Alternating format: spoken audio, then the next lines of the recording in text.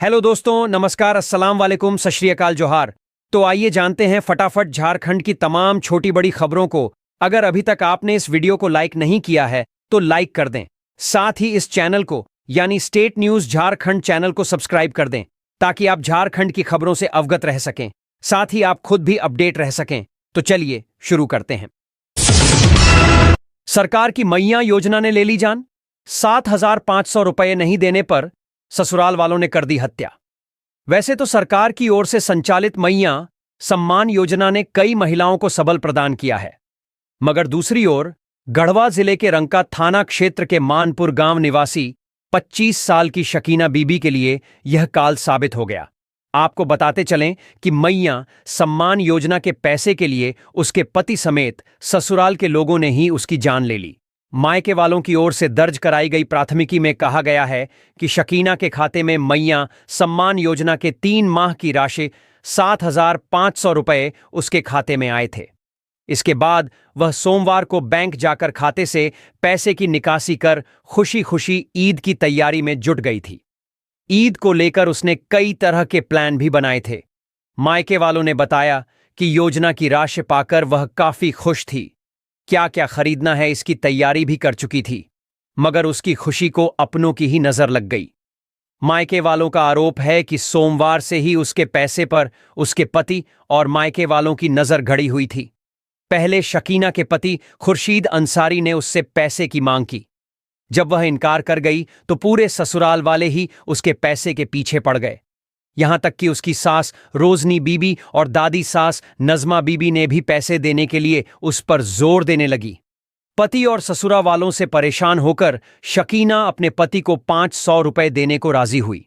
साथ ही यह भी कहा कि वह ईद के दौरान इन पैसों से सभी के लिए तोहफे लाएगी, मगर ससुराल वाले उससे सारे पैसे लेने पर अड़े रहे और वे सभी पूरे पैसे 7,500 रुपए उसे मांगने लगे। इसी बात को लेकर परिवार के लोगों के साथ शकीना का विवाद हो गया। विवाद इतना बढ़ गया कि पति, सास और ससुराल वालों ने उसकी जमकर पिटाई कर दी। इसके बाद गला दबाकर उसे मार डाला। मायके वालों का आरोप है कि इस हत्या को आत्महत्या का रूप देने के लिए उसी के दुपट्टे से उसे फांसी के सहारे मार दिया गया, मगर उसके पैसे जमीन पर पूरी तरह से सटे हुए थे। इधर सूचना के बाद पहुंचे शकीना के पिता रोज मोहम्मद अंसारी ने दहेज प्रताड़ना और हत्या का आरोप लगाकर रंका थाने में दामाद समेत ससुराल वालों के खिलाफ प्राथमिकी दर्ज कराई। इधर पुलिस ने भी मामले की गंभीरता से समझते हुए आरोपी पति खुर्शीद अंसारी को तत्काल गिरफ्तार कर लिया है, जबकि शकीना की सास और दादी सास घटना के बाद से घर छोड़कर फरार हो चुकी है। शकीना के अब्बा लिदिकंडा निवासी रोज मोहम्मद अंसारी ने बताया कि उन्होंने अपनी बेटी शकीना की शादी 4 साल पहले की थी। मानपुर गांव के नूरी नगर निवासी खुर्शीद अंसारी शादी के बाद से ही उनकी बेटी को प्रताड़ित करता था। इसको लेकर कई बार स्थानीय स्तर पर पंचायत भी हुई थी, मगर उसके व्यवहार में कोई सुधार नहीं आया। पिता का आरोप है कि थोड़े से पैसे के लिए उसकी बेटी की जान ले ली गई। शकीना के पिता ने सभी आरोपियों के खिलाफ सख्त कार्रवाई की गुजारिश की है। मैया सम्मान राशि को लेकर हत्या पर गरमाई राजनीति। भाजपा ने कहा, वोट के लिए लाई गई योजना त्रुटिपूर्ण। इससे पहले हमने आपको बताया कि गढ़वा के रंका थाना क्षेत्र के मानपुर गांव में मैया सम्मान राशि के लिए परिवार वालों के द्वारा ही लाभुक महिला की हत्या कर दी गई, जिसके बाद घटना को सत्ताधारी दल कांग्रेस के साथ साथ भारतीय जनता पार्टी ने चिंताजनक और दुखद बताया है। बीजेपी ने घटना को बेहद दुखद करार देते हुए कहा कि हेमंत सोरेन सरकार ने जिस तरह से वोट की राजनीति के लिए आनन फानन में त्रुटिपूर्ण मैया सम्मान योजना लागू की, उसका परिणाम है कि इस तरह की घटनाएं भी सामने आने लगी हैं। भाजपा के प्रदेश प्रवक्ता अविनेश कुमार सिंह ने कहा कि विधवा, वृद्धा और दिव्यांग पेंशन की स्थिति और वोट के लिए मैया सम्मान योजना की राशि के बीच अंतर सहित कई ऐसी गड़बड़ियां हैं, जिसका परिणाम है कि गढ़वा के रंका में ऐसी घटना सामने आई है। उन्होंने घटना की जांच कराने की मांग की है। वहीं प्रदेश कांग्रेस अध्यक्ष और गठबंधन सरकार के समन्वय समिति के सदस्य केशव महतो कमलेश ने कहा कि इस तरह के संवेदनशील मामलों को लेकर भाजपा योजना पर बयानबाजी न करें। प्रदेश अध्यक्ष ने कहा कि भाजपा ने ऐसी ही योजना शुरू करने का वादा नहीं किया है। घटना को लेकर मिली जानकारी के अनुसार गढ़वा जिले के रंका थाना क्षेत्र के मानपुर गांव में एक महिला की संदेहास्पद स्थिति में शव मिला।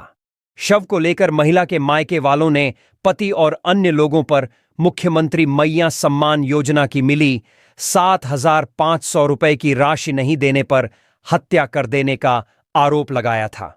हालांकि मामले को लेकर पुलिस तहकीकात कर रही है। वहीं मृत महिला के पति की गिरफ्तारी भी हुई है।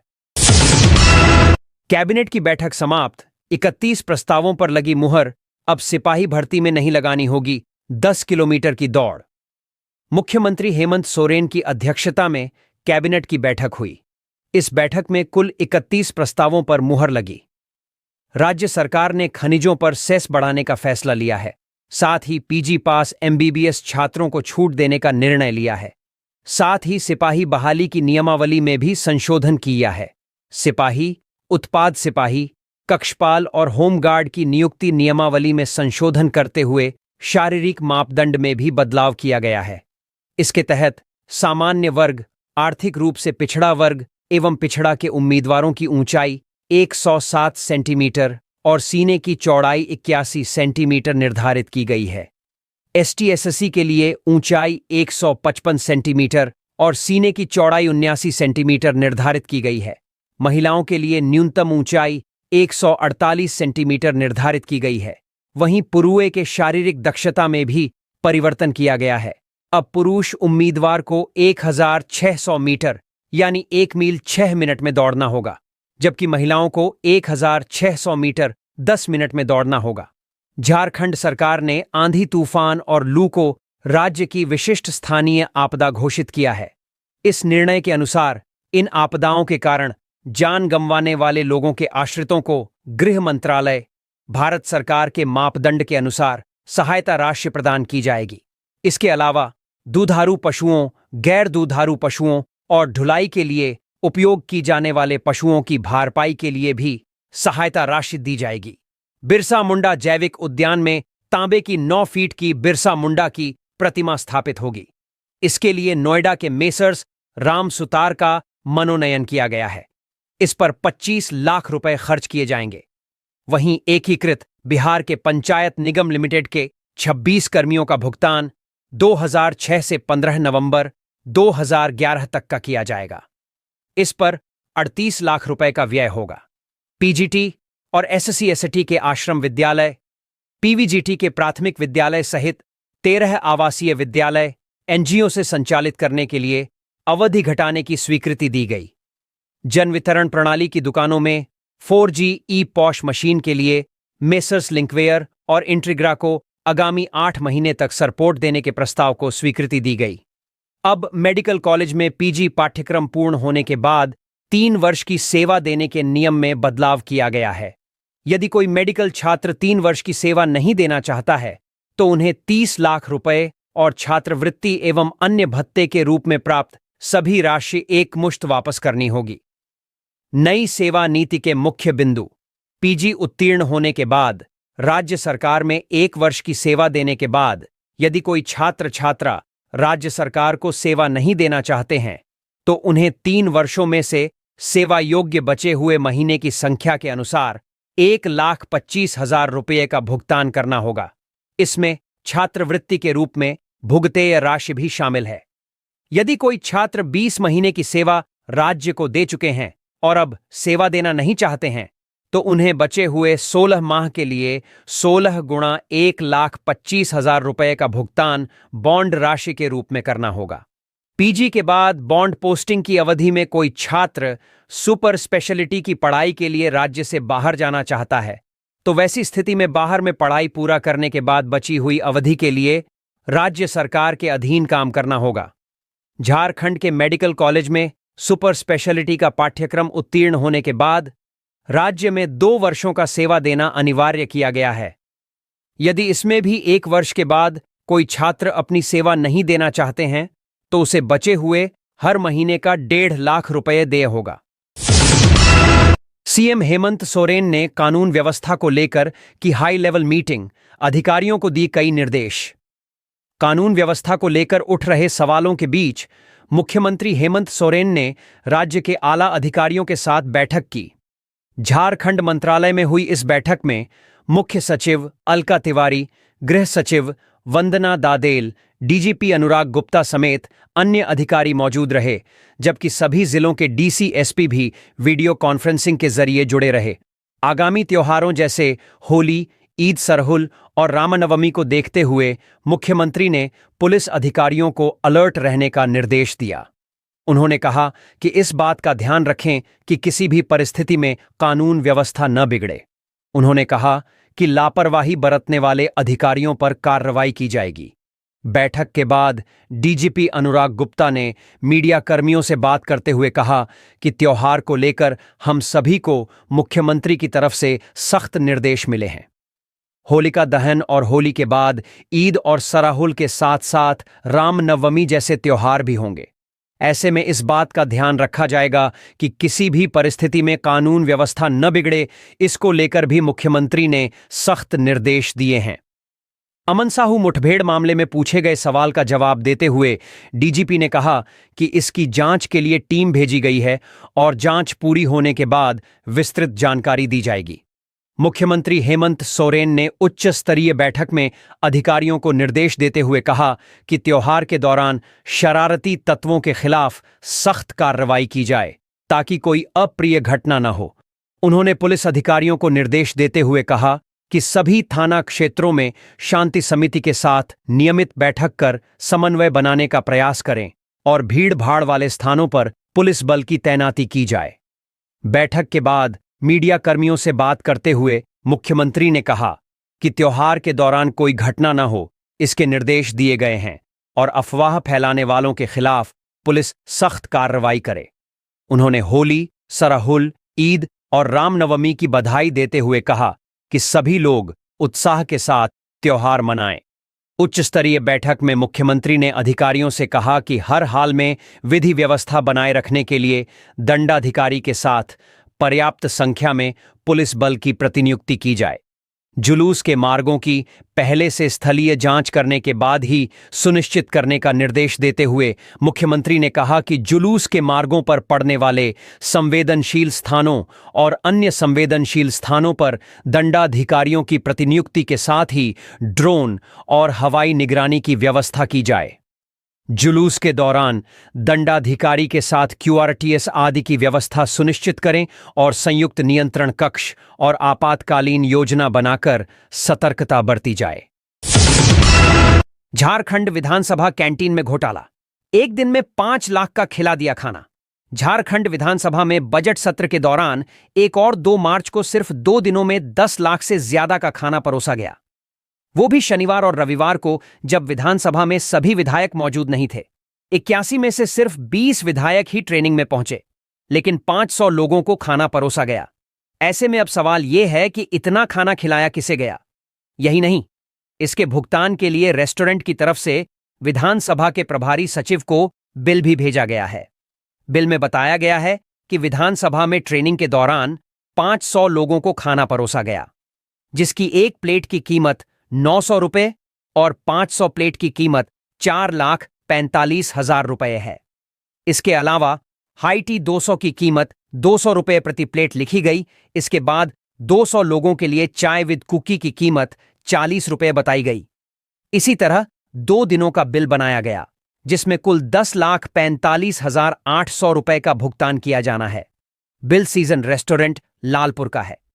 अब सवाल यह है कि अगर सत्र के दौरान विधायक समेत सभी को शामिल कर लें तो भी सदन में 100 से ज्यादा लोग नहीं थे। इसके अलावा दूसरे दिन यानी 3 मार्च को पहले दिन की तुलना में कम विधायक और कार्यकर्ता सदन में मौजूद थे। सवाल उठना लाजमी है कि आखिर इतना खाना किसे खिलाया गया? आमतौर पर देखा जाता है कि विधानसभा में पास किए गए बिल की राशि एक मध्यम वर्गीय परिवार में शादी करवाने के लिए पर्याप्त होती है। उसमें भी खाने पर इतना पैसा खर्च नहीं होता, लेकिन 2 दिन में 10 लाख का खाना परोसना अपने आप में संदिग्ध है। जिस राज्य में गरीब आदिवासी दलितों को एक वक्त के खाने के लिए इधर उधर भागना पड़ता है, वहां इतना खाना खिलाना कैसे उचित है? झारखंड में नौकरियों की बरसात। जल्द होंगी 10,000 नियुक्तियां। होली से पहले 163 मेडिकल छात्रों को मिला अपॉइंटमेंट। स्वास्थ्य मंत्री डॉक्टर इरफान अंसारी ने 166 नवनियुक्त कर्मियों को नियुक्ति पत्र सौंपा। इनमें 56 विशेषज्ञ चिकित्सा पदाधिकारी, 41 चिकित्सा पदाधिकारी, 57 ऑटी टेक्नीशियन, 11 डेंटल सर्जन और एक विधि परामर्शी शामिल हैं। स्वास्थ्य मंत्री डॉक्टर इरफान अंसारी ने कहा कि झारखंड में जल्द ही स्वास्थ्य विभाग में बड़ा बदलाव देखने को मिलेगा। उन्होंने कहा कि राज्य में डॉक्टरों की कमी को जल्द ही दूर किया जाएगा। इसके अलावा आने वाले समय में स्वास्थ्य विभाग में और भी नियुक्तियां की जाएंगी। स्वास्थ्य मंत्री ने कहा कि राज्य में जल्द ही कई मेडिकल कॉलेज और डॉक्टरों की सीटें बढ़ाई जाएंगी। इसके अलावा हर पंचायत में मेडिकल कॉलेज बनाए जाएंगे। उन्होंने कहा कि राज्य में एआई टेक्नोलॉजी और रोबोटिक टेक का उपयोग करके लोगों का इलाज किया जाएगा। जल्द ही मेडिकल कॉलेज में रोबोटिक सर्जरी शुरू की जाएगी। इसके अलावा 108 एम्बुलेंस की संख्या में वृद्धि की जाएगी और बाइक एम्बुलेंस की व्यवस्था भी की जाएगी। स्वास्थ्य विभाग में 10,000 नियुक्तियां की जाएंगी। रिटायर्ड डॉक्टरों की सेवाएं ली जाएंगी। कॉलेज में पढ़ने के बाद 3 साल काम करना अनिवार्य होगा। कई मेडिकल कॉलेज और डॉक्टर की सीटें बढ़ाई जाएंगी। जल्द मेडिकल कॉलेज में रोबोटिक सर्जरी शुरू की जाएगी।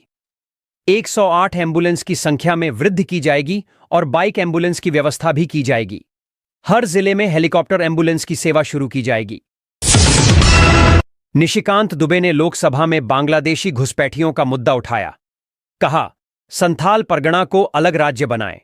घोड्डा भाजपा सांसद निशिकांत दुबे ने बुधवार को शून्यकाल के दौरान लोकसभा में झारखंड के संथाल परगना क्षेत्र में बांग्लादेशी घुसपैठियों की लगातार बढ़ रही संख्या का मुद्दा उठाया।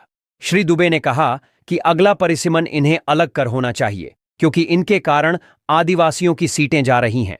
कहा कि झारखंड में बांग्लादेशी घुसपैठियों के कारण आदिवासियों की सीटें घटी हैं। उन्होंने कहा कि 1973 के परिसीमन में कांग्रेस शासित राज्यों में सीटें बढ़ी हैं और कहीं ऐसा नहीं हुआ। दुबे ने कहा कि घुसपैठिए आदिवासी लड़कियों से जबरन शादी कर रहे हैं और आदिवासियों की जमीन पर कब्जा कर रहे हैं। उन्होंने सरकार से आग्रह किया कि इस समस्या के समाधान के लिए संथाल परगना को अलग राज्य बनाना चाहिए।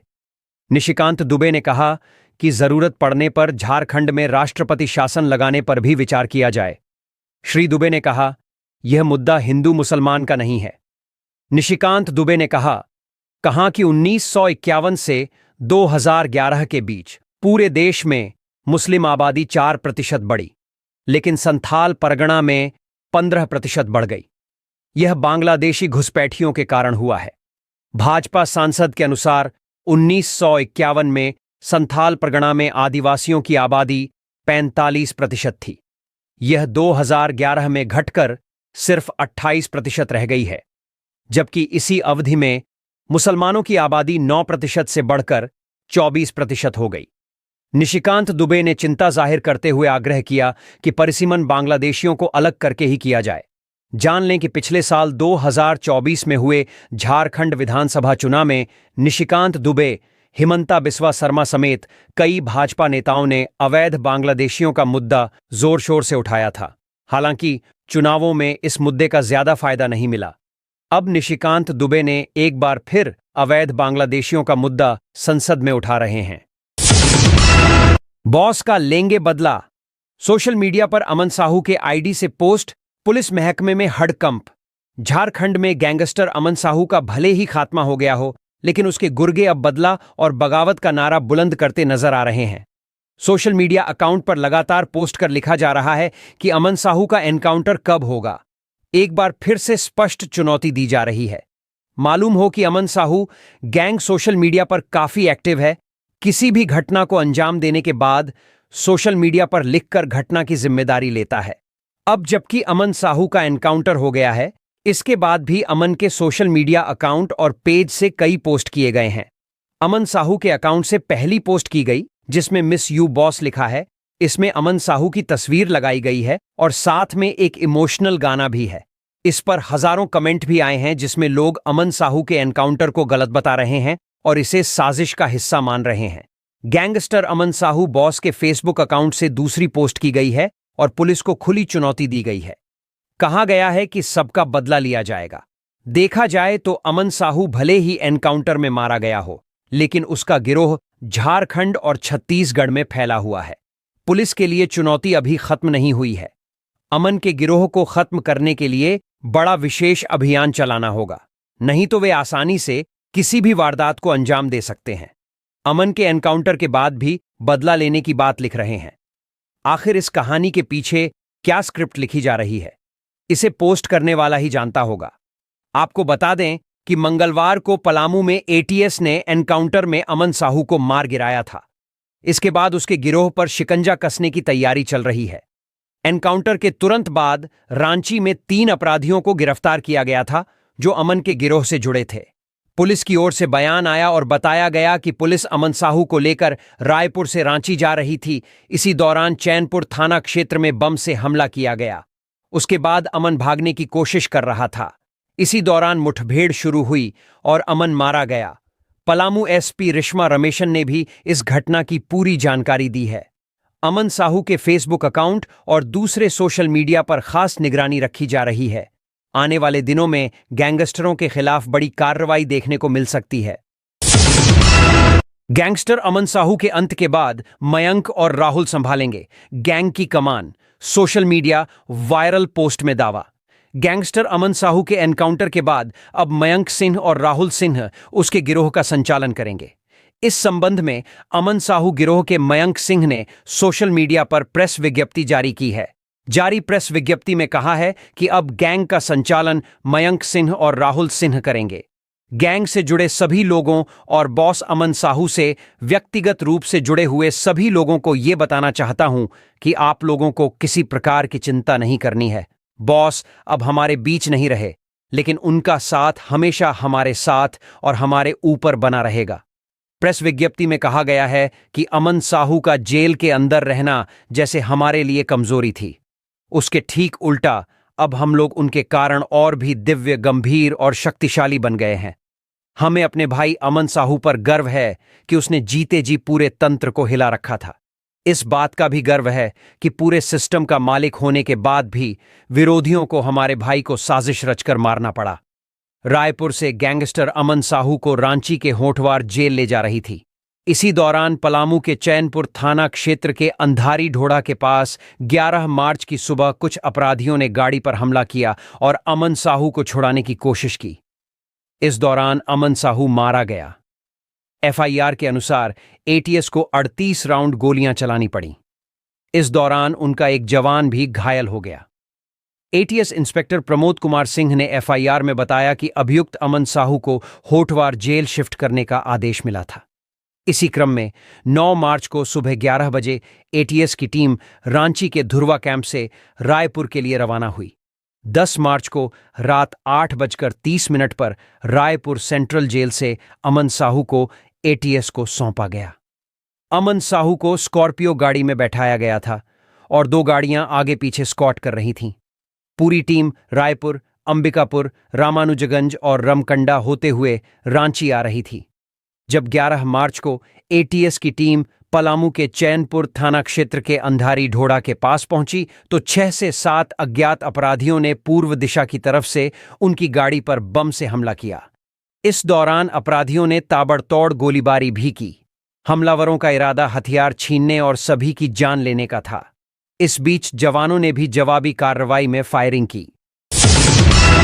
जैन समाज के खिलाफ आदिवासी समुदाय का पारसनाथ शिखरजी में जोरदार प्रदर्शन। कहा, खाली करो पारसनाथ। 3 साल के बाद एक बार फिर पारसनाथ को लेकर कई आदिवासी संगठनों और जैन समाज के बीच तनातनी होना शुरू हो गया है। एक तरफ जहां जैन समाज पारसनाथ को 20 तीर्थंकरों की मोक्ष भूमि और अपना सबसे बड़ा तीर्थ स्थल मानता है, तो वही आदिवासी समाज भी इस पारसनाथ को अपना सबसे बड़ा देवता मारांग बुरु के रूप में मानता है। दोनों समुदायों द्वारा पारसनाथ में अपना एकाधिकार को लेकर लड़ाई चल रही है, जो 3 साल पूर्व बहुत ही बड़े रूप से आदिवासी समाज द्वारा शुरुआत किया गया था। वहीं पुनः मधुबन शिखरजी में आदिवासी समाज के कई संगठनों द्वारा पारसनाथ स्थित मरागबुरु का पूजा अर्चना कर शिखरजी मधुबन में प्रदर्शन किया गया। इस प्रदर्शन के माध्यम से आदिवासी समाज ने जैन समाज को अल्टीमेटम दिया कि पारसनाथ को खाली करो, क्योंकि पारसनाथ हमारा है। आदिवासी समाज द्वारा जैन समाज पर मारांगबुरु में अतिक्रमण का आरोप लगाया गया और कहा गया कि जैन समाज द्वारा मारांगबुरु में किसी भी प्रकार का अतिक्रमण बर्दाश्त नहीं किया जाएगा। इधर आदिवासी युवाओं का कहना था कि जैन समाज ने पारसनाथ पहाड़ के स्वरूप को बदल दिया है और जैन समुदाय द्वारा पारसनाथ पहाड़ में 20 तीर्थंकरों के मोक्ष हासिल करने की दावे को भी झूठा बताया है। इन्हीं मनगढ़ंत दावों को लेकर जैन समाज न्यायालय और सरकार को अब तक बरगलाने का काम किया है। लेकिन आज सही समय आ गया है कि आदिवासी समाज अपना लड़ाई खुद लड़ेगी और जैनियों को पारसनाथ से हटाकर दम लेगा, क्योंकि पारसनाथ हमारा है। मधुबन में आदिवासियों का महाजुटान, कहा लेकर रहेंगे अपना हक अधिकार। बुधवार को मधुबन में आदिवासी समाज के विभिन्न संगठनों द्वारा जनाक्रोश रैली का आयोजन किया गया। रैली के बाद फुटबॉल मैदान में सभा की गई। अतिक्रमण हटाओ मरांग बुरु बचाओ नामक इस कार्यक्रम में सूबे के कई जिलों के आदिवासियों का जुटान हुआ। कार्यक्रम की शुरुआत रैली से गई। परंपरागत हथियारों से लैस होकर आदिवासी समाज के महिला पुरुष मरांग बुरु यानी पारसनाथ पर्वत पर स्थित दिशोम मांझी थान पहुंचे। यहां के बाद रैली फुटबॉल मैदान पहुंची, जहां सभा का आयोजन किया गया। सभा में वक्ताओं ने कहा कि जैन समाज के द्वारा उनकी पूजा पद्धति पर हमला किया जा रहा है। हमारे अधिकार को जनहित याचिका के द्वारा छीनने का प्रयास किया जा रहा है। हम इसका विरोध करते हैं। हमारी पूजा बलि प्रथा पर रोक सही नहीं है। हम जाहिर थान में बलि करते हैं, पूजा करते हैं। इस पर रोक लगाया जाएगा तो हम आर पार की लड़ाई लड़ेंगे। उन्होंने कहा कि इसके अलावा मरांग बुरु पर अतिक्रमण भी हो रहा है, जो बर्दाश्त के काबिल नहीं है। इस विरोध प्रदर्शन के कार्यक्रम के दौरान मौके पर मौजूद पीरटांड के सीओ गिरिजाशंकर किस्कू और बीडीओ मनोज मरांडी को एक मांग पत्र सौंपा गया। इस मांग पत्र में मरांग बुरु बचाओ संघर्ष मोर्चा ने कहा है कि मरांग बुरु यानी पारसनाथ पर्वत पीरटांड गिरिडीह संथाल आदिवासियों का देवस्थल है। मरांग बुरु को ईश्वर के रूप में सृष्टिकाल से आदिवासी पूजते रहे हैं। प्रत्येक साल वसंत ऋतु फागुन महीना के शुक्ल पक्ष तृतीय को दिशोम बाहा महोत्सव मनाया जाता है। पहाड़ की चोटी में अवस्थित युग जाहिर थान में बलि प्रथा का प्रचलन है। पर्वत के तलहटी में दिशोम मांझी थान अवस्थित है, जहां पर मरांग बुरु, जाहिर आयो, मोडेको, गोसाई बाबा और मांझी हड्डाम ग्राम देवता की पूजा अर्चना बोंगा बुरु होता है। प्रत्येक साल वैशाख पूर्णिमा में 3 दिवसीय धार्मिक शिकार सेंद्रा और लॉ बियर वैसी का आयोजन होता है। बिहार राज्य जिला गजट एवं 1911 में तैयार सर्वे खतियान भूमि अधिकार अभिलेख में उक्त रिवाज का स्पष्ट उल्लेख है।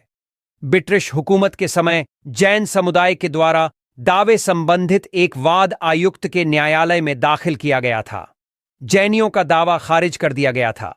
उसके बाद जैन समुदाय ने पटना उच्च न्यायालय में वर्ष 1917 में अपील दायर की, वह भी खारिज हो गई। उसके बाद प्रीवी काउंसिल में अपील की गई।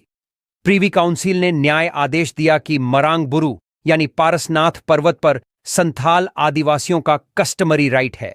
मरांग बुरु पारसनाथ पर्वत में शिकार करना संथालों का परंपरागत अधिकार है। मांग पत्र में कहा गया है कि भारत सरकार पर्यावरण, वन एवं जलवायु परिवर्तन मंत्रालय के अधिसूचना संख्या 2895 3 दिनांक 2 अगस्त 2019 के तहत मरांग बुरु पारसनाथ पर्वत को इको सेंसिटिव जोन घोषित किया गया है। अधिसूचना में आदिवासियों के संवैधानिक अधिकार की रक्षा का उल्लेख है। संविधान के अनुच्छेद 244 का अनुपालन एवं अनुसूचित जनजाति और अन्य परंपरागत वन निवासी यानी वन अधिकारों की मान्यता अधिनियम 2006 जनजातियों की भूमि पर लागू नहीं होगा। परंतु जैन समुदाय के दबाव में भारत सरकार पर्यावरण, वन एवं जलवायु परिवर्तन मंत्रालय ने असंवैधानिक ढंग से बिना ग्राम सभा की सहमति से संशोधन मेमोरेंडम पत्र राज्य सरकार को जारी किया है, जिसके आधार पर जैन समुदाय द्वारा हम संथाल आदिवासियों के प्रथागत अधिकार यानी कस्टमरी राइट को चुनौती दिया जा रहा है। जैन समाज की एक संस्था द्वारा झारखंड उच्च न्यायालय में जनहित याचिका दायर की गई है, जिसमें जैन धर्म के आड़ में मरांगबुरु यानी पारसनाथ पर्वत में मांस मंदिरा के क्रय विक्रय पर रोक लगाने का केंद्र एवं राज्य सरकार का निर्देश के अनुपालन की मांग की गई है। इसके आड़ में हम संथालों के प्रथागत अधिकार बलि प्रथा को समाप्त करने की साजिश रची जा रही है। मांग पत्र में अतिक्रमण का भी जिक्र किया गया है। कहा गया है कि मरांगबुरु में जैन समुदाय के द्वारा अतिक्रमण किया गया है। मांग पत्र में कहा गया है कि जैन समुदाय के द्वारा वन भूमि पर की गई अतिक्रमण की जांच के लिए सेवानिवृत्त न्यायाधीश की अध्यक्षता में कमेटी का गठन किया जाए और उचित पहल करते हुए अतिक्रमण को अविलंब हटाया जाए और दोषियों पर सख्त कानूनी कार्रवाई की जाए। इसके अलावा अजय टुडू की हत्या की जांच सरना धर्म कोड लागू करने की भी मांग की गई है। तो ये थी आज की कुछ मुख्य बड़ी खबरें। जुड़े रहे इस चैनल के साथ। ऐसे ही आपको इस चैनल के माध्यम से झारखंड की तमाम छोटी बड़ी खबरों का अपडेट मिलता रहेगा। मिलते हैं फिर से अगले वीडियो में। तब तक हमें इजाजत दीजिए। जोहार।